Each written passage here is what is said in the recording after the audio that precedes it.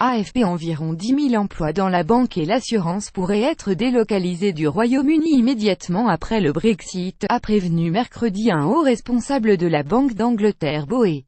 Sam Woods, directeur général de l'autorité prudentielle de régulation PRA de la Banque centrale, n'a toutefois pas précisé si ces emplois seraient déplacés dans tous les cas ou seulement en l'absence d'accord entre Londres et Bruxelles pour accompagner le Brexit.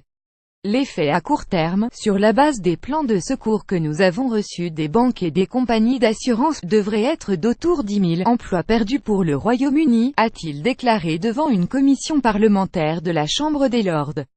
Cœur financier de l'Europe, la City de Londres est angoissée par la décision des Britanniques de quitter l'UE, qui pourrait priver les établissements basés au Royaume-Uni du passeport financier européen qui leur permet de conduire leurs affaires sans entrave dans tous les pays du bloc continental.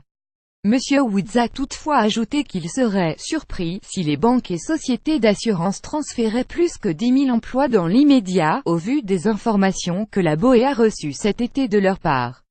Pour inscrire ça dans le contexte, cela représente moins de 1% des emplois financiers du Royaume-Uni et 2% des emplois dans la banque et l'assurance, a précisé le responsable.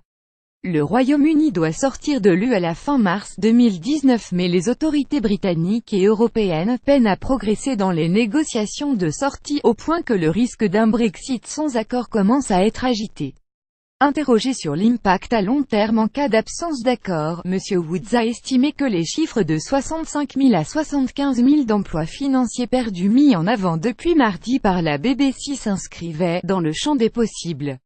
Il a toutefois précisé que ces chiffres émanaient d'une étude d'un cabinet spécialisé, qu'ils n'étaient pas officiellement confirmés par la BOE et qu'ils concernaient les emplois financiers au sens large, ces staffers en comptant aussi les fonctions juridiques et comptables. L'impact du Brexit continue de faire l'objet d'âpres débats au Royaume-Uni. Mercredi, le centre d'études indépendant NIESR a jugé que la baisse de la livre et le ralentissement de l'économie britannique subie depuis l'année passée étaient une conséquence du vote pour le Brexit. Ces deux facteurs ont entraîné une perte moyenne de 600 livres par an dans le revenu des ménages, 680 €, selon ce centre.